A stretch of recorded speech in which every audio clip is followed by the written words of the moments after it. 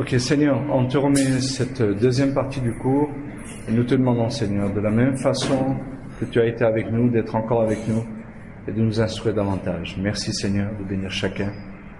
Et nous te prions, Seigneur, que ces cours, là où tu voudras les envoyer plus tard, certains vont partir au Burkina Faso, au Togo, au Niger, au Mali, au Gabon, peut-être en Centrafrique, en Côte d'Ivoire. Seigneur, te prions que tous ceux qui écouteront ces cours soient bénis, édifiés, encouragés et que toi, tu sois glorifié à travers tout ça. C'est notre désir, Seigneur. Et nous te remercions au nom de Jésus. Amen. Amen. Ok. Il y a un petit mot dans la Bible que j'aime beaucoup. Il est celui-ci. Ça n'a rien à voir avec le cours pour l'instant. Le mot pour. Si tous les chrétiens travaillaient pour Jésus, il n'y aurait pas de problème dans les églises. Il n'y aurait pas de problème. Il y a des gens qui vivent mal leur vie chrétienne, il y a des gens qui vivent mal leur christianisme parce qu'ils ne vivent pas pour Jésus, mais ils vivent de Jésus. Est-ce que c'est mauvais de vivre de Jésus? Non. Parce que c'est dans la foi de Christ que nous vivons. C'est dans sa foi à lui que nous vivons. C'est par sa vie à lui que nous vivons. Mais, il y a deux aspects. On ne peut pas juste prendre et utiliser juste Jésus. C'est pour la gloire de Dieu que nous vivons. C'est pour le royaume de Dieu que nous vivons. C'est pour Dieu que nous vivons. C'est pour son œuvre que nous travaillons. C'est pour sa gloire que nous fonctionnons. Et je pense que, comme le disait saint Augustin, aime Dieu et après fais ce que tu veux. Et c'est une petite phrase mais pleine de signification. Aime Dieu et fais ce que tu veux, ça veut dire que tu feras jamais ce que tu veux. Parce que si au préalable, la première chose, le fondement même de ta vie, c'est je vais tout faire pour aimer Dieu, alors je ne pourrai pas faire ce que je veux. Parce que quand on aime Dieu, on ne fait pas ce qu'on veut. N'est-ce pas? C'est ça. C'est un peu comme les phrases, il est interdit d'interdire. Jamais lu cette phrase? Il est interdit d'interdire. Voilà, c'est ça. Ou alors, l'histoire nous apprend que l'homme ne retient rien de l'histoire. C'est un peu la même chose. Si je dis que l'homme ne retient rien de l'histoire et que je dis que l'homme a retenu ça de l'histoire, donc il y a opposition. Mais c'est une figure de style, c'est un style pour exprimer quelque chose. Ok, l'anatomie d'un héros de la foi. On va tourner dans Hébreux chapitre 11 et on va lire quelques versets ensemble. Hébreux chapitre 11. J'aime beaucoup ce passage d'Hébreux parce qu'il est très particulier. On va commencer à partir du verset 1 et à partir du verset 1 de Hébreux 11, il est dit « Or la foi est une ferme assurance des choses qu'on espère et une démonstration de celles qu'on ne voit pas. Pour l'avoir possédée, les anciens ont obtenu un témoignage favorable, car c'est par la foi que nous reconnaissons que l'univers a été formé par la parole de Dieu, en sorte que ce qu'on voit n'a pas été fait de choses visibles. » Bon, sans rentrer dans l'explication de ce qu'on voit n'a pas été fait de choses visibles, ce qui est relatif au cours ce soir, c'est ceci. Et s'il est parlé d'homme, il est dit au verset 2, « Pour l'avoir possédé, les anciens ont obtenu un témoignage favorable. » Alors, si vous connaissez ces gens-là, et après il est parlé d'Abel, il est parlé d'Enoch, il est parlé de Noé, il est parlé un peu plus loin d'Abraham, il est parlé d'Isaac, de Jacob, de Joseph, les parents de Moïse au verset 24. Et puis, au verset 32, voilà que maintenant on tombe dans une autre catégorie de héros de la foi, mais toujours des héros de la foi. Il dit, et que dirais-je, car le temps me manquerait pour parler de Gédéon, de Barak, de Samson, de Jephthé, de David, de Samuel. Donc, David n'est même pas mentionné dans les grands héros. Samuel non plus. Samson non plus. Qui par la foi vainquirent des royaumes, exercèrent la justice, obtinrent des promesses, fermèrent la gueule des lions, éteignirent la puissance du feu, échappèrent aux tranchants de l'épée, guérirent de leur maladie, furent vaillants à la guerre, mirent en fuite des armées étrangères. Les femmes recouvrèrent leur mort par la résurrection. D'autres furent livrés au tourment et n'acceptèrent point de délivrance afin d'obtenir une meilleure résurrection. Et à partir de ce verset ici, au verset 35 jusqu'au verset 40, là vous avez maintenant une description très négative, on va dire très douloureuse des héros de la foi. Au verset 35, il est dit, ils recouvrèrent des morts par la résurrection. D'autres furent livrés au tourment, mais on les appelle les héros de la foi. Excusez-moi, ma page a tourné avec le vent. Ensuite, livrés au tourment, ils n'acceptèrent point de délivrance afin d'obtenir une meilleure résurrection. Verset 36, d'autres subirent les moqueries, le fouet, les chaînes et la prison. Ils furent lapidés, sciés, torturés, ils moururent tués par l'épée, et ils allèrent çà et là vêtus de peaux de brebis et de peaux de chèvre, dénués de tout, persécutés, maltraités. Eux, dans le monde, n'étaient pas dignes, errant dans les déserts et dans les montagnes, dans les cavernes et dans les antres de la terre. Et ça, c'est intéressant de voir que aujourd'hui, on a complètement dévié de tout ça. On dit que pour être digne du monde aujourd'hui, il faut ressembler au monde, avoir grosse voiture et avoir l'argent, parce que c'est comme ça que tu touches le monde. Mais la Bible dit ici que ces gens qui étaient couverts de peaux de bêtes, qui erraient dans les déserts, dans les forêts, dans les trous de la terre, ceux-là, le monde n'était pas digne d'eux. Ça veut dire que dans leur état, ils étaient plus grands que le monde. Dieu les regardait avec beaucoup plus d'importance que n'importe quelle autre personne qui habitait dans un palais et qui ne connaissait pas Dieu à ce moment-là.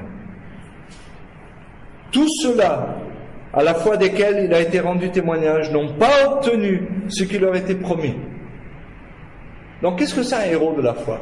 Un héros de la foi, c'est quelqu'un qui fait des grandes choses, mais aussi c'est quelqu'un aussi qui subit de grandes choses.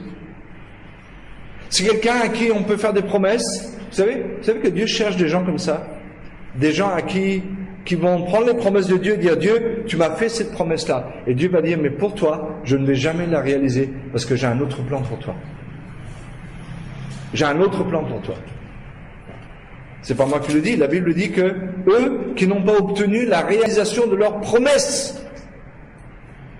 Mais aujourd'hui, on est là maintenant. Et maintenant, Dieu, je t'oblige, je t'ordonne de faire maintenant. Il y a un attachement normal aux promesses de Dieu et on doit s'y attacher. Mais la promesse n'est pas plus grande que celui qui fait la promesse. Je ne peux pas idolâtrer une promesse au détriment de celui qui fait la promesse. Je ne peux pas adorer des promesses et puis ne pas chercher à connaître celui qui fait les promesses et entendre dans mon oreille, dans mon cœur, peut-être Dieu me dire, tu sais, à cause du travail que je vais faire au travers de toi, cette chose-là peut-être ne se passera jamais dans ta vie. Tu ne la verras jamais se réaliser. Mais c'est pas grave. Parce que j'ai pour toi en attente des choses extraordinaires. Et de toute façon, toutes mes promesses vont se réaliser un jour pour toi dans le ciel. Elles seront toutes réalisées. Tu connaîtras au-delà de ce que n'importe quel homme a connu ici sur la terre. Tu expérimenteras quelque chose que les hommes n'ont jamais expérimenté ici. Un contentement, une joie, une satisfaction, un bonheur, un état de joie. Toutes ces choses, tu vas les expérimenter. Et non seulement ça, mais si tu acceptes de souffrir pour moi, tu vas régner avec moi. Chose que ceux qui s'attachent seulement à la réalisation des promesses ne verront jamais. Jamais. On s'attache aux promesses de Dieu. On doit s'y attacher. Mais c'est pas parce qu'on ne les voit pas se réaliser, parce que Dieu a un plan particulier pour notre vie. Imaginez que quelqu'un, quelqu'un il voit le cours de sa vie, il a 25 ans, 26 ans, 27 ans, et il se dit, bon, peut-être il est temps pour moi que je songe à me marier. J'ai 28 ans, 29 ans, 30 ans. J'aimerais me marier. C'est quelque chose de logique, c'est quelque chose de légitime, c'est quelque chose de normal, naturel, et Dieu n'est pas contre ces choses. Et puis, tout à coup, au fond de son cœur, il y a Dieu qui lui dit, non, toi tu vas rester célibataire toute ta vie et tu vas me servir comme ça, parce que j'ai un plan pour toi que tu ne pourrais pas accomplir si tu te maries. Donc, la promesse faite à Adam et Ève et qu'on dit « Donne-moi Seigneur, moi aussi, donne-moi l'aide semblable que tu m'as faite quelque part sur la terre, je ne sais pas où, donne-moi, montre-la moi. » Ben Dieu dit « Je suis désolé, mais pour toi cette promesse, elle ne va jamais se réaliser. Jamais. » Donc, il y a des tas de choses. Et ça, la Bible dit, ce sont des héros. Aujourd'hui, si on regardait ces gens-là à la lumière et avec les lunettes du christianisme en général aujourd'hui, on dirait que c'est des zéros. On ne dirait pas que c'est des héros, on dirait que c'est des zéros, c'est des nuls. C'est des gens qui n'ont pas eu la foi, c'est des gens que Dieu a maudits, c'est des gens qui n'ont pas marché dans la vérité, c'est des gens, regarde-les traîner avec des peaux de bêtes sur le corps, ils se cachent dans les forêts, ils sont obligés de faire ça, ils sont obligés de faire ça. Dieu leur a fait des promesses. Où sont les promesses? Elles sont où? Elles sont où vos promesses? Et nous, par la foi, on dit Dieu a quelque chose de plus grand pour moi encore que ça. Ça, c'est le héros de la foi. Alors, pourquoi je parle de ces gens-là? Pour dire que le vrai héros n'est pas celui que vous croyez ou que je crois ou que nous pouvons imaginer. C'est pas celui-là. C'est pas celui-là. Le vrai héros de Dieu. C'est pas celui qui nie ses échecs. C'est pas celui qui cache ses échecs. C'est pas celui qui, comme moi, il est pasteur, il a une cravate, il est derrière un pupitre, il parle aux gens, il est le pasteur de l'église, il a 500, 600, 1000, 2000, 3000 personnes. Et si jamais il osait avouer que lui aussi a des faiblesses et que lui aussi a des choses, comment les gens vont le regarder? Donc, il rentre dans le déni total. Non. Moi, j'ai besoin de voir quelqu'un qui me ressemble. C'est ça qui va m'aider. Moi, j'ai besoin de voir un homme comme moi. Et c'est pour ça que la Bible est remplie de gens comme vous et moi. Des gens qui ont échoué 1 fois, 2 fois, 10 fois, 100 fois, 1000 fois. Et la Bible s'arrête parce qu'après, on ne peut même plus compter. Parfois, les gens ont échoué, les gens ont échoué, les gens ont échoué. Bien sûr, je n'encourage pas l'échec. On n'encourage pas l'échec. Mais on est en train de parler d'une réalité devant laquelle il faut se positionner et qu'il faut accepter dans notre vie et il faut conjuguer avec le verbe avoir la foi. Il faut le conjuguer avec tout ça. Marcher avec Dieu, il faut le conjuguer avec tout ça. Il ne faut pas le conjuguer avec des livres flashy-flasha que tu trouves dans les bibliothèques où les gens te disent les 5 pas du succès assuré, achète-moi à 15 000 et tu vas avoir ce que tu vas avoir. Moi, je sais ce que tu vas avoir. Tu vas avoir 15 000 de moins dans ta poche. C'est ça que tu vas avoir. C'est ça que tu vas avoir. C'est ça. Je dis pas que il y a que des choses fausses dedans. Il y a sûrement des bonnes choses aussi. C'est pas un problème. Il y a des gens qui ont développé des principes naturels. Il y a des choses naturelles. Il y a des lois du succès, des lois que Dieu lui-même a mises dans l'univers. Et c'est normal.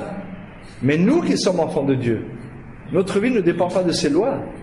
Même si, malgré tout, il faut travailler pour vivre, il faut être courageux, il ne faut pas être paresseux, il faut aller de l'avant, il faut être positif, il n'y a pas de problème. À la radio, on est allé payer, gloire à Dieu, les 2 mois de radio qu'on devait payer, octobre, novembre, et on a dit bonjour au directeur, et le directeur... j'ai dit au directeur, j'aimerais qu'il y ait entre nous une collaboration constructive, c'est-à-dire que si vous écoutez notre émission et techniquement vous pensez qu'on devrait améliorer quelque chose, faites-le moi savoir. Moi, j'ai pas peur des critiques si elles sont constructives, c'est pas au contraire. Et il me dit on est pareils tous les deux, on travaille dans le même sens. Et puis il se lève, il va chercher un ou deux, 3 livres qu'il a écrits sur le positivisme. Et moi d'emblée je lui dis il n'y a pas de problème, je crois dans la pensée positive, mais elle a une limite. Le jour où tu as un cancer, tu as beau dire j'ai pas de cancer, il y a des gens qui sont morts comme ça, en disant ils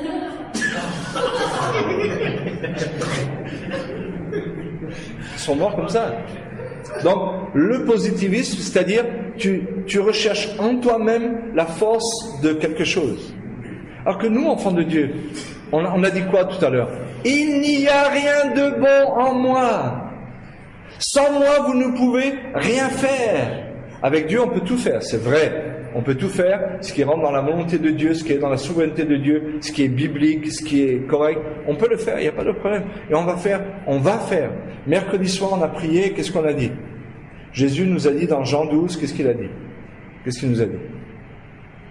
Il a dit que nous ferons des choses plus grandes que lui. Nous ferons des choses plus grandes, les mêmes choses et des choses encore plus grandes que lui. Et on a dit, c'est pas en termes de choses. Il a ressuscité les morts, il a nourri des milliers de gens. Oh, qu'est-ce qu'on peut faire de plus que ça? Il a marché sur l'eau, calmé la tempête, il a fait tellement de choses. Mais on aura un impact sur la terre ici qui sera plus grand que celui que lui a eu. Et je disais, tous les gens me disent, on va faire des choses plus grandes que Jésus. Moi j'en connais un, à Kinshasa là-bas.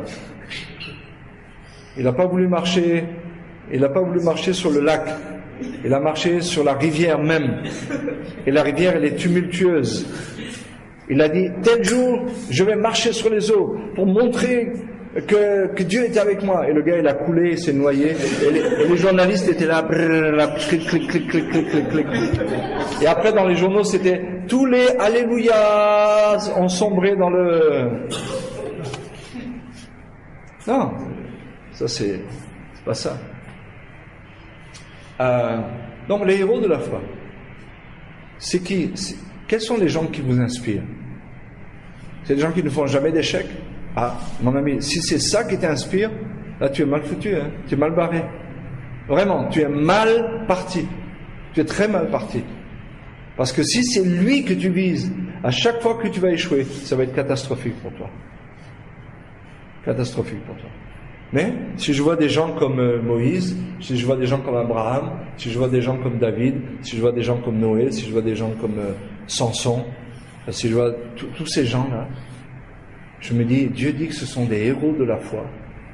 Dieu dit qu'ils ont échoué une fois, 2 fois, 10 fois, plein de fois. Et il dit que ça, ce sont des héros, des gens qui peuvent nous inspirer, des gens qui peuvent nous encourager. Et c'est pour ça que Dieu a permis que ces histoires soient écrites dans la Bible. Et la Bible nous dit justement, pour nous servir d'exemple. Ces choses ont été écrites pour nous servir d'exemple. Afin qu'on ne se fourvoie pas dans une pensée qui ne correspond pas à la pensée de Dieu. Ou dans un regard évangélique qui ne correspond pas à ce que la Bible enseigne. C'est important. Et donc, jusqu'au verset 40, c'est comme ça. Et j'aime le verset 39. Tout cela à la foi desquels a été rendu témoignage. Et après on dirait qu'il se contredit. Ils n'ont pas obtenu ce qui leur était permis. Ah! Pourquoi ils n'ont pas obtenu ce qui leur était permis? Parce qu'ils n'avaient pas la foi. Oui, mais on dit que à la foi desquels il a été rendu témoignage.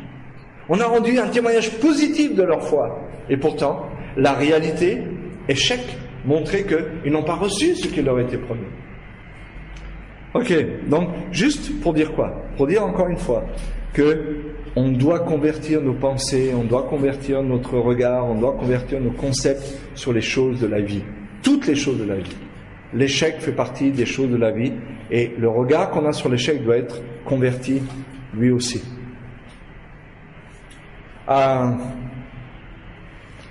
D'ailleurs, j'ai repensé à la vie d'Abraham. Abraham, il est cité comme un héros de la foi. Il a fait quoi, Abraham? Dites-moi ce qu'il a fait. Honnêtement, il a fait quoi? Citez-moi un miracle qu'Abraham a fait. Un miracle.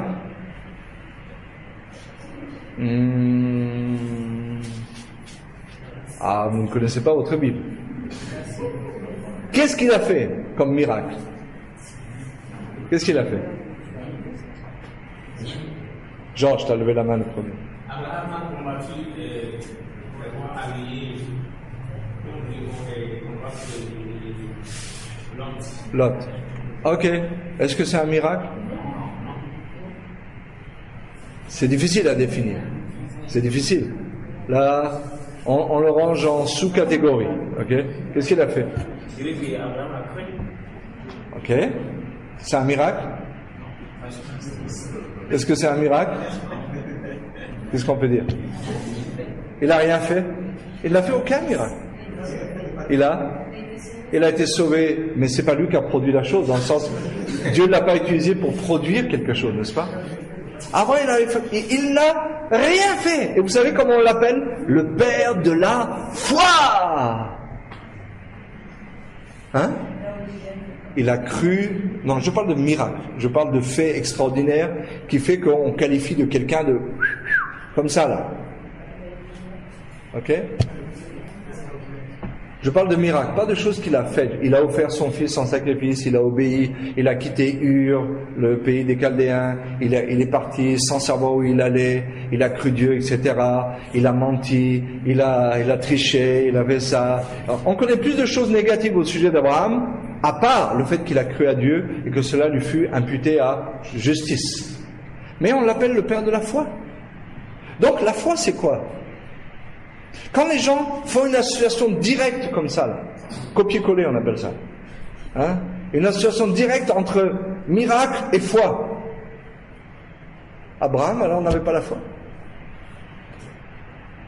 Si c'est ça la définition, la foi c'est de faire des grandes choses, prier pour les malades, faire ceci, faire cela. Il n'y a pas de problème, prions pour les malades, croyons pour des grandes choses. Mais ne faisons pas une association, un amalgame trop facile et trop direct et trop rapide entre la foi et les miracles. Abraham n'a rien fait. Il a cru à Dieu, il s'est levé, il est parti, il a écouté sa femme, il a fait des bêtises, Dieu lui a dit va offrir ton fils, il est monté, il a soulevé, il était prêt. Mais vous savez pourquoi Abraham était prêt à offrir son fils? Il y a deux raisons. La première, c'est ce qui nous est rapporté dans Hébreu, qu'il croyait que Dieu pouvait ressusciter Isaac. D'accord? La deuxième, qui l'a aidé, c'est que il venait d'une culture où offrir des fils à leur Dieu, c'était courant. Donc c'était pas dans sa tête, émotionnellement, intellectuellement, c'était pas une conception bizarre, c'était pas trop étranger, même si c'était son fils unique de qui Dieu avait dit, à travers lui, je ferai des grandes nations. Donc quelque part, Dieu a utilisé quelque chose qui n'était pas complètement inconnu à Abraham, mais c'est vrai qu'il a dû malgré tout marcher par la foi, évidemment. Il dit, à part ça, à part le fait qu'il ait cru, voilà. On l'appelle le père de la foi. Pour les juifs et pour nous, enfants de Dieu, pour nous chrétiens, Abraham est notre père de la foi. C'est de lui que nous sommes héritiers. C'est de lui que nous sommes héritiers. D'accord? Donc, tout ça pour dire quoi? Tout ça pour dire que peut-être on est en train de démolir tout cet aspect de héros de ceci, héros et grand machin, celui qui fait, moi tu m'as vu, regarde mon affiche, regarde ma télé, regarde ceci, moi j'ai prié pour ça, moi j'ai fait ça, moi j'ai fait ça, moi j'ai fait ça. Abraham n'a rien fait de particulier. Ces gens n'ont même pas obtenu la réalisation de leurs promesses. Ils ont vécu comme des animaux. Le monde n'était pas digne d'eux. Ça, c'est la parole de Dieu. Ça, c'est la vision de Dieu. Ça, c'est la vérité. C'est ça la vérité. Donc, pour vraiment définir de toute façon ce que c'est un héros, on l'avait déjà dit, il faut définir ce que c'est le succès et la réussite. N'est-ce pas? Si la réussite et le succès, c'est combien de fois les gens t'ont donné 10 millions, combien de fois tu as guéri des malades, combien de fois tu as, je ne sais pas, ressuscité des morts, combien de personnes tu as dans ton église, si c'est ça, alors on est complètement à côté de ce que la Bible nous enseigne. Complètement à côté. Maintenant, c'est quoi la réussite? C'est quoi le succès? C'est ces gens-là à qui Dieu avait fait une promesse, ils ont marché, ils n'ont jamais vu la promesse se réaliser, ils ont marché par la foi, ils ont persévéré, ils n'ont pas douté de Dieu, ils ont fait confiance à Dieu, ils ont fait confiance à son caractère, ils ont fait confiance à sa nature, ils ont fait confiance à sa capacité, Et ils sont morts sans voir les promesses se réaliser. Et la Bible dit, ça c'est le succès. Ça c'est la réussite. Ça c'est la réussite. Est-ce qu'ils ont échoué? Certainement. Est-ce que tous les gens mentionnés ici ont échoué? Évidemment que tout le monde a échoué. Alors maintenant, c'est quoi l'anatomie du héros par rapport à l'échec? C'est quoi? C'est pas celui qui ne fait jamais rien de mal. L'homme qui m'intéresse, c'est celui qui tombe et qui me montre comment on fait pour se relever. C'est celui-là que je veux prendre comme héros. Pas celui qui ne fait jamais rien de mal. Parce que lui, il est hors de portée de ma vie. Il est trop loin, il est trop grand. Je ne peux pas le suivre. Il court trop vite, il marche trop vite. Je ne peux pas le suivre. Mais celui qui tombe, et je me dis, comment il va faire pour se relever? Moi, si j'étais tombé là, moi je serais mort. Puis voilà que le gars, il se relève, il essuie sa poussière, il lève ses mains vers le ciel, il adore le Seigneur et il marche comme si de rien n'était. Je dis, waouh, ça c'est le gars que je veux suivre. Ça c'est le type de personne qui m'intéresse. C'est ces gens-là que je veux. Je cherche pas des gens parfaits pour m'inspirer. Dieu est assez parfait pour m'inspirer en termes de perfection, mais en termes d'être humain, je veux voir des gens. C'est pour ça que la Bible dit que nous devons être les imitateurs de certaines personnes. Dire je marche après Dieu, c'est pas suffisant. Dieu a mis des gens autour de nous pour que nous soyons leurs imitateurs. C'est pas pour rien que Paul dit encore, souvenez-vous de vos conducteurs, quelle a été leur fin, et imitez leur foi. Souvenez-vous de vos conducteurs. Quels ont été ces conducteurs? C'était des gens qui ont échoué. Paul, Pierre qui a été hypocrite un temps, Pierre qui a douté, Pierre qui était encore légaliste à un certain moment donné de sa vie chrétienne en tant que responsable de l'église de Jérusalem, légaliste. Ça a pris des années pour que le légalisme quitte les apôtres. Donc c'est ces gens-là qui sont nos héros. C'est ces gens-là. Ne tombez pas dans le piège, et ne tombons pas dans le piège de sélectionner un individu, une personne, un personnage biblique, de ne regarder que ses bons côtés, et puis d'en faire un personnage, idéal. Et on dit, c'est ça. David qui tue Goliath. C'est ça. Voilà, c'est ça. Mais David a échoué. Et David a échoué. Il faut prendre le paquet entier si tu veux que ce soit vrai dans ta vie. Et en faire une application en se disant, il est tombé, moi aussi je tombe. Comment il s'est relevé? Et pour moi, David est une source d'inspiration de quelqu'un qui a échoué et qui s'est relevé. N'est-ce pas?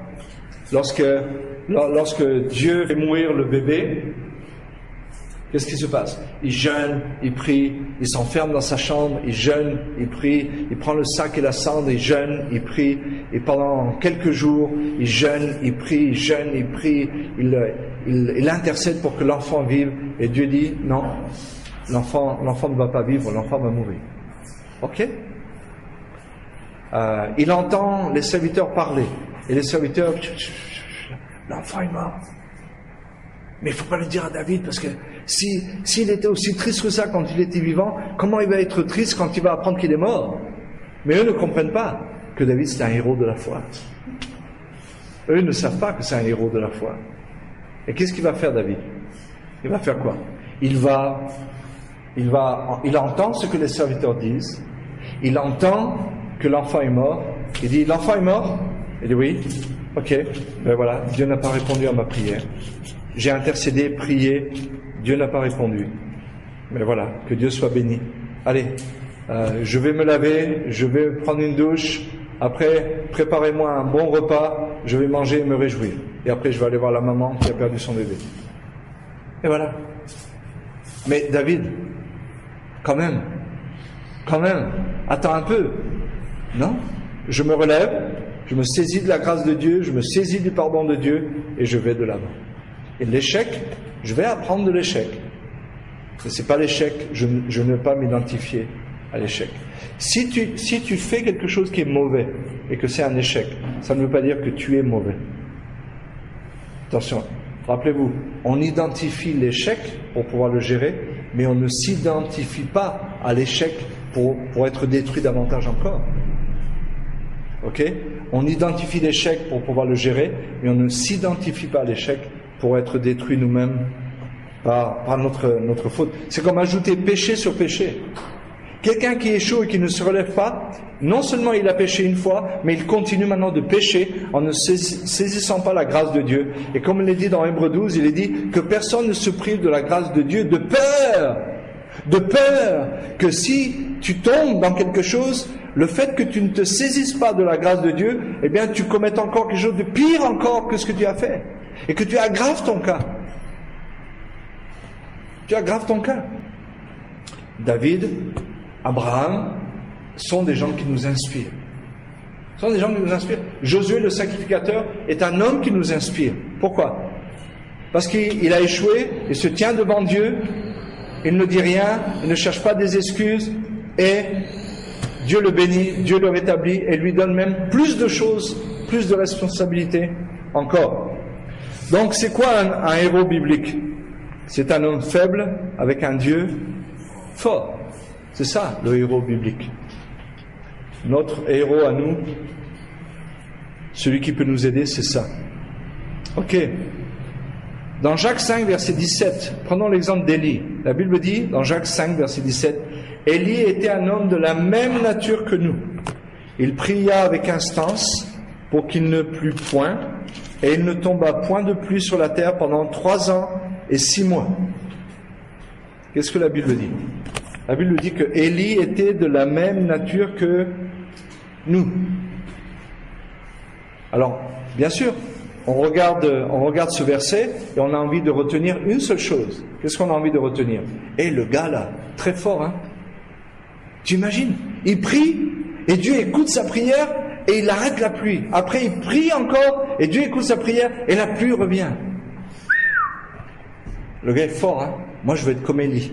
Je veux prier pour que la pluie s'arrête. Je veux prier pour que la pluie revienne. Je veux prier je veux prier pour tout ça.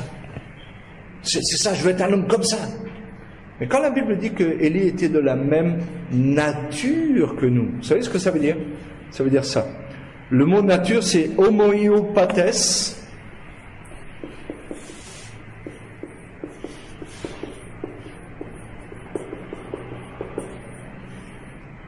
Qui veut dire effectivement de la même nature, mais qui veut dire qui souffre avec un autre. Ça veut dire quelqu'un souffre et lui il souffre aussi. Homoiopathès. Ça veut dire de même sentiment ou d'affection semblable, qui a les mêmes sentiments qu'eux. Et ça veut dire être affecté par la même chose, sujet aux mêmes passions, et capable d'être affecté de la même manière par des choses négatives ou positives. Donc, quand la Bible dit que Élie était de la même nature que nous, et là, dans le contexte que Jacques utilise, il veut utiliser cette partie d'Élie, d'accord? Parlons de la foi, etc., comment on peut résister aux choses, comment on peut avoir la victoire, toutes ces choses-là. Mais en même temps, il dit, Élie était de la même nature que nous. Voulant dire par là, lui aussi, il a eu des échecs, mais ça ne l'a pas empêché de marcher par la foi et de vivre des grandes choses avec Dieu. Lui aussi, il était comme toi, il avait une même nature, sujette au découragement, sujette à la dépression, sujette même au suicide. Vous savez ça, n'est-ce pas? Dans 1 Roi 19, on retrouve notre ami Élie, qui était de la même nature que nous, qui a prié pour que la pluie ne tombe pas. 3 ans et demi plus tôt, le ciel s'est fermé. 3 ans et demi plus tard, il obtient cette grande victoire sur le mont Carmel, où là, il tue les prophètes de Baal et les prophètes d'Astarté. Le feu du ciel tombe sur le sacrifice. Le peuple se tourne vers Dieu. Et qu'est-ce qui se passe? Il dit, maintenant je vais prier et la pluie va venir. Mais Élie était un homme de la même nature que nous. Quelque temps après, qu'est-ce qui s'est passé? Il se décourage. Il est complètement déprimé et il veut mourir. Et il veut mourir. Et Dieu permet l'échec dans sa vie pour rectifier quelque chose. Rappelez-vous, quand il parle aux Juifs, avant d'offrir le sacrifice, il dit, oui, je suis resté moi seul. Je suis le seul héros. C'est comme ça, on peut dire qu'il a parlé un peu comme ça. Après sa dépression, il marche pendant 40 jours, il rencontre Dieu à la montagne de Dieu là-bas, il rentre dans la grotte et Dieu lui dit, Élie, qu'est-ce qui se passe? Je suis tout seul, il n'y a que moi, il reste que moi. Maintenant le ton a changé. Avant c'était, il n'y a que moi, je suis le seul vrai héros. Et maintenant dans la montagne c'est, Dieu, je suis découragé, il n'y a que moi et j'ai peur. Oh, mais je t'ai entendu là-bas. Quand tu disais, ouais, moi je suis Élie, le seul survivant, les héros de la foi, c'est moi tout seul. Et maintenant dans la caverne, oh, je suis tout seul, j'ai peur. Et Dieu lui dit, ne t'inquiète pas, j'en ai encore des milliers qui vont venir, ne t'inquiète pas, je sais ce que je fais. Et d'ailleurs, tu vas retourner d'où tu viens, tu vas aller voir Élisée, tu vas prier pour lui, il va être ton successeur, et après tu vas aller oindre Jéhu, et etc., etc. Donc, Élie était effectivement de la même nature que nous, des hauts et des bas, des échecs et des victoires, des échecs et des victoires. Maintenant, je l'ai dit tout à l'heure, j'ai dit, prions Dieu que notre vie ne soit pas comme ça. D'accord? Que la ligne de notre vie ne soit pas comme ça. Mais que ce soit plutôt des ondulations, des moments un peu difficiles, une journée un peu pas comme les autres, mais on se rattrape vite, et puis on marche par la foi, et on vit de grandes choses avec Dieu. D'accord? Mais la Bible dit quoi? Élie était de la même nature que vous et moi. La même nature que vous et moi. Et d'ailleurs, pour vous encourager. Vous savez pourquoi Élie a prié, il n'a pas plu, et vous savez pourquoi Élie a prié et il a plu? Parce que c'est une promesse que Dieu avait faite. Si vous vous détournez de moi, je crois que c'est dans Deutéronome, si vous vous détournez de moi, j'arrêterai la pluie des cieux, j'empêcherai la pluie des cieux de tomber. Le peuple s'était détourné de Dieu. Donc, Élie, basé sur la parole de Dieu, maintenant il prie parce qu'il est le prophète de Dieu. Il dit, Dieu, voilà, je prie que maintenant tu accomplisses ta promesse afin que le peuple soit discipliné. Arrête la pluie du ciel. On paraphrase un peu.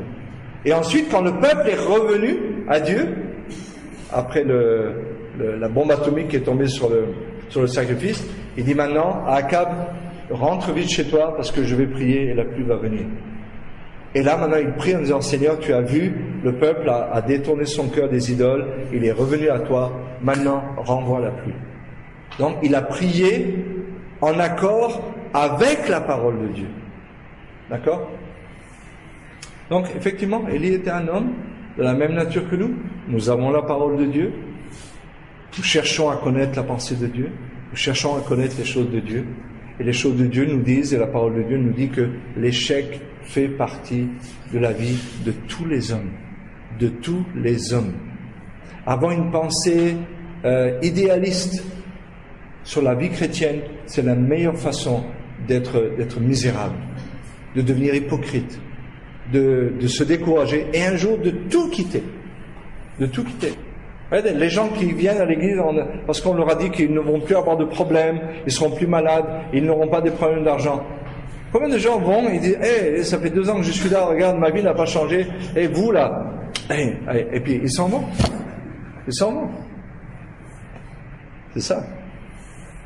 Mais lorsqu'on marche par la foi, c'est une autre histoire. Ok.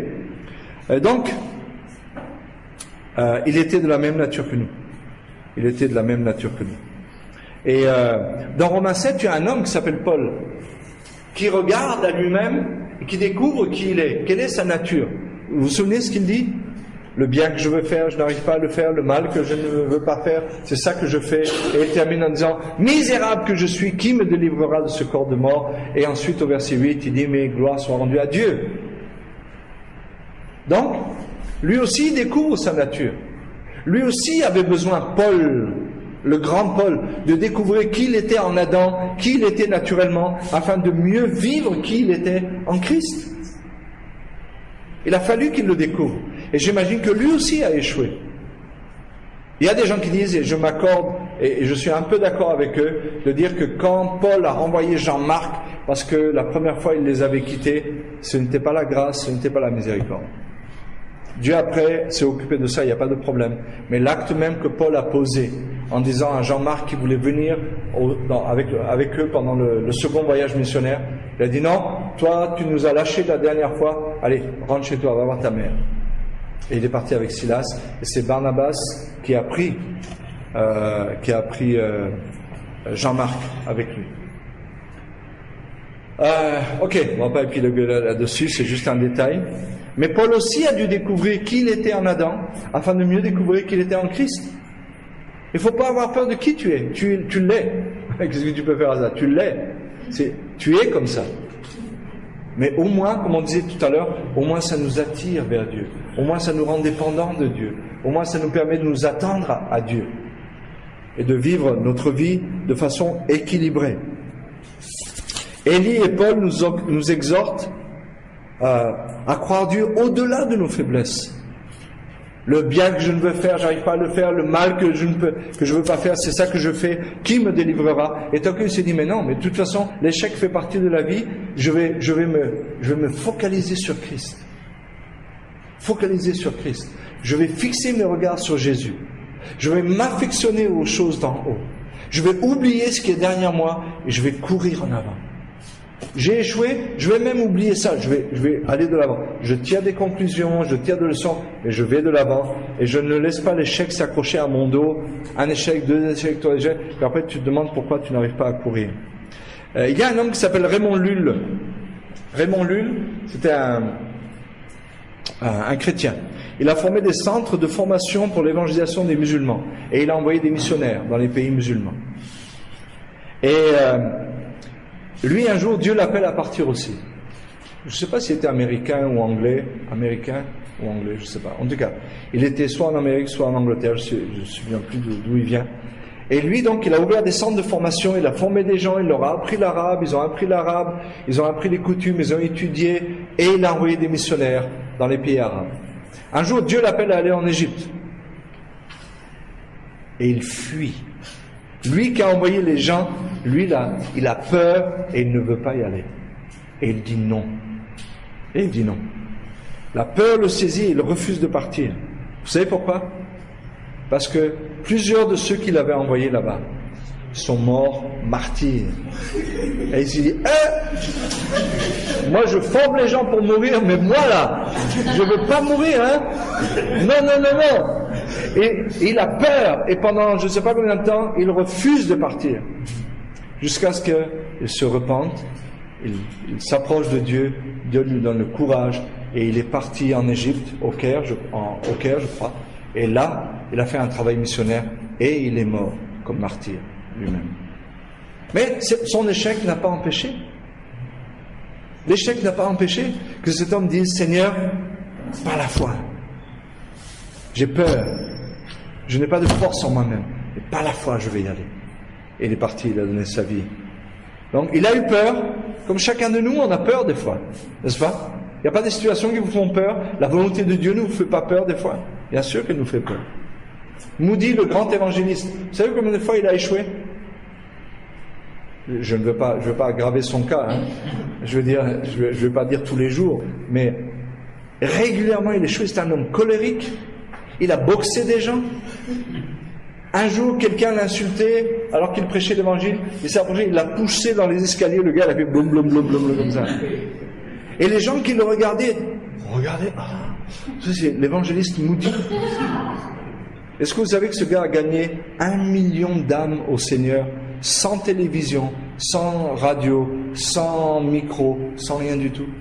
1 million d'âmes pour le Seigneur, il a gagné pendant toute sa vie. 1 million d'âmes. Et il a échoué je ne sais pas combien de fois. Si vous lisez sa biographie, plusieurs fois il est mentionné qu'il avait un tempérament tellement colérique que régulièrement il devait se mettre à genoux devant le lit de ses enfants et dire « Pardonnez-moi, j'ai été méchant avec vous, pardonnez votre papa, pardonnez-moi. » Plein de fois. Certainement à sa femme, il a dû demander pardon aussi. Et à son staff, il a dû demander pardon maintes et maintes fois. Et aux gens, vous imaginez, le gars il prêche, Jésus vous aime, il a donné sa vie pour vous. Et un gars il vient, il fait, pah, il donne un coup là, et le gars, boum, boum, boum, boum, descend les escaliers. Jésus vous aime.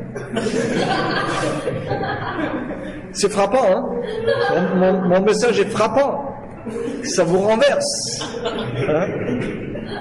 Mais il a dû demander pardon. Il a dû se relever de ses échecs des centaines de fois. Est-ce que Dieu ne l'a pas utilisé? Dieu l'a utilisé dans ses échecs. Quelqu'un a dit, la réussite se construit dans l'échec, pas en dehors de l'échec. Et Dieu, certainement, n'a pas changé cet aspect de Moody. Pourquoi? Parce que il avait besoin de ça. Quand l'apôtre Paul prie, il dit, Dieu, enlève-moi les chartres dans ma chair. Dieu dit, non, je ne l'enlèverai pas. Dieu, enlève-moi la charte qui est dans... Non, je ne l'enlèverai pas. Dieu, enlève les chartes qui est dans ma chair. Non, je ne l'enlèverai pas. Ma grâce te suffit. Voulant dire par là, si je l'enlève, tu deviendrais tellement orgueilleux que tu deviendrais pire que ce que peut-être jamais tu n'as été. Donc, je laisse ça en toi. Je laisse ça en toi.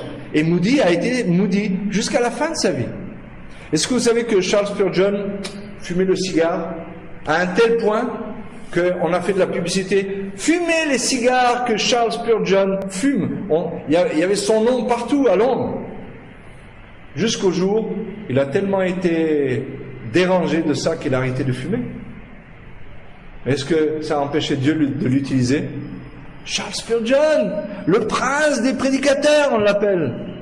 Le gars qui a écrit tellement de choses, qui a prêché tellement de choses, le prince des prédicateurs. Quand il prêchait, il sentait le tabac.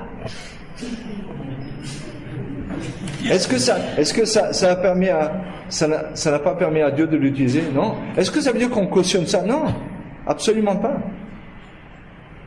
Absolument pas. Pourquoi? Eh oui, peut-être ça casse certains concepts de sanctification. Marchons dans la sanctification. Si vous voyez que quelque chose n'est pas bien dans votre vie, luttez par la foi dans ces choses-là et demandez à Dieu de vous aider à sortir de là. Mais ça ne veut pas dire que si vous êtes tombé, vous ne pouvez pas vous relever et prêcher de la même façon que ce que vous avez prêché la fois d'avant, avant l'échec. Vous pouvez le faire exactement de la même façon. Et je dirais même, vous le ferez différemment, mieux même, parce que quelque chose se sera passé dans votre cœur. Vous aurez compris un peu plus de l'amour de Dieu, un peu plus de la miséricorde de Dieu, un peu plus du caractère de Dieu, et vous aurez un message plus profond encore que jamais. C'est ça. Donc l'échec n'est pas notre ennemi, il est notre ami. Mais laissez Dieu gérer les échecs, d'accord? Laissons Dieu gérer les échecs. Donc tous ces hommes étaient juste quoi? Eh bien, faibles comme nous. Une dernière chose et on va s'arrêter là. Lorsque je me focalise sur mes échecs, qu'est-ce que je fais?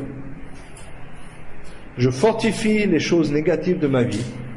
Lorsque je me focalise sur les échecs, ou sur mes péchés, sur mes manquements, sur ma chair,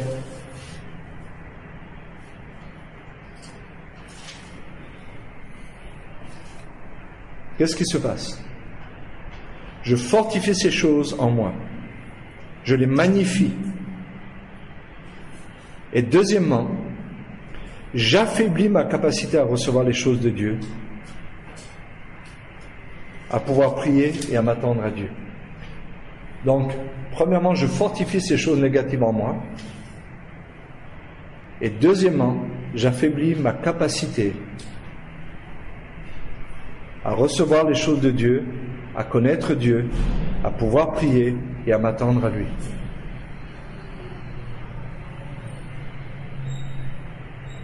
Si je regarde ma chair toute la journée, que je pense à ma chair toutes les journées, à mes échecs toutes les journées, vous savez ce que je vais devenir? Encore plus charnel. Parce que je vais amplifier les choses. Et la dernière phrase que je vous donne, c'est ça. Les héros de Hébreux 11 étaient héros de la foi et pas des héros de l'infaillibilité. D'accord? Dieu nous appelle à être des héros de la foi et pas des héros de l'infaillibilité. Ok, il y a encore des tas de choses à dire, mais on les dira dans une autre occasion certainement. Voilà. Est-ce qu'il y a une question avant qu'on se quitte? On a 2 minutes, 1 ou 2 minutes. Quelqu'un a une question? Ok, s'il n'y a pas de questions. Oui Regardons à Jésus, tu vois Jésus par exemple.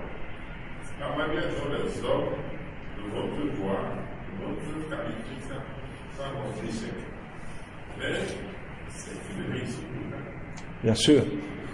Bien sûr. Donc, en réalité, on voit réellement dans le monde l'échec est beaucoup plus qualifié dans le monde de manière négative avec Jésus. Ça. Même si on dit que Jésus n'a jamais échoué. Jésus n'a jamais échoué. Nous échouons réellement. Mais Jésus, lui, n'a jamais échoué. Mais c'est vrai que sa vie a été regardée comme un échec, parce que selon le standard du héros et de la réussite du monde, Jésus n'était pas ni un héros, ni une réussite. Et ça doit nous enseigner aussi, à savoir que si Jésus n'a pas répondu au standard du monde, mais qu'il a été la plus grande réussite qui a jamais existé sur la terre, alors c'est lui qui doit nous inspirer. C'est lui qui doit nous inspirer. D'accord? Maxime. Je disais que parce que Jésus a échoué, parce qu'il veut faire des miracles dans un pays, dans une contrée, il n'a pas pu faire ce miracle parce que ceux qui étaient là étaient les c'est lui qui a échoué à cause de l'opposition. Qu'est-ce que vous en dites? Alors, la Bible dit que Jésus a été tenté comme nous en toutes choses sans jamais pécher. L'échec, c'est un péché, n'est-ce pas? On échoue parce que on vit mentalement, physiquement, dans quelque chose qui ne correspond pas à la pensée de Dieu. En général, un échec est symbolique aussi du péché. Donc, si Jésus n'a jamais péché, Jésus n'a jamais échoué. S'il avait échoué, alors cela prouverait qu'il n'était pas assez fort pour nous sauver. Cela prouverait qu'il n'est pas parfait. Cela prouverait qu'il n'est pas acceptable aux yeux de Dieu comme sacrifice pour nos péchés. Donc, que des pasteurs disent des choses comme ça, honnêtement, ça m'attriste énormément. C'est des gens qui ne connaissent rien. Pourquoi Jésus n'a pas fait ces miracles-là?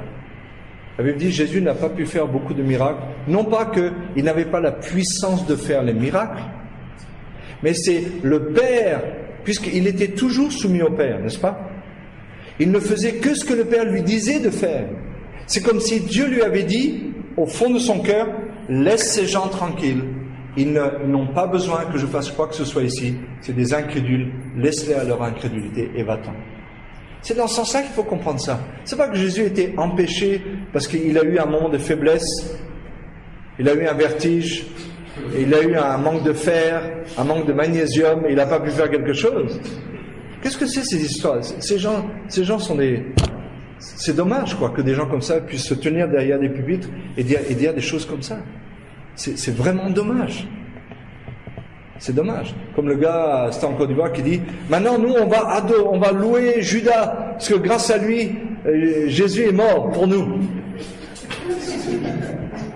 On va louer Judas. Seigneur, merci pour Judas. Oh, bénis-le là où il est. Hein? N'importe quoi. N'importe quoi. C'est aussi puéril, aussi enfantin que cet enfant qu'on a connu, qui avait peut-être 6 ans, et qui, les parents disent, allez, tu vas prier, et il prie pour remercier le Seigneur pour le repas, et il prie, il dit, et Seigneur, je te prie aussi pour le diable, pour que tu changes son cœur et qu'il se convertisse. Qu'un enfant fasse ce genre de prière et qu'il dise ce genre de choses, presque ça nous touche, quoi. Parce qu'on dit, waouh, même ce petit-là, il pense même au diable pour qu'il se convertisse, quoi. Nous, on sait qu'il va jamais se convertir, n'est-ce pas? Donc, on va jamais faire une prière comme ça. Mais un enfant qui fasse ça, c'est ok. Mais que des adultes, des gens qui se disent pasteurs, cravatés avec la veste et tout ça, non. Quelqu'un a dit qu'un enfant ait peur de la lumière, de l'obscurité, ça se comprend. Mais que des adultes aient peur de la lumière, c'est incompréhensible. Qu'un enfant ait peur de l'obscurité, on comprend. Mais que des adultes aient peur de la lumière quand elle vient, ça c'est incompréhensible. Hein? C'est ouais, pourquoi pas, hein? Pourquoi pas? Non, mais ce qu'on veut dire par là, c'est qu'il y a des choses qui sont inacceptables, quoi. Il y a des choses qui sont... Non, on veut même pas l'accepter. On veut même pas dire, non. C'est inacceptable.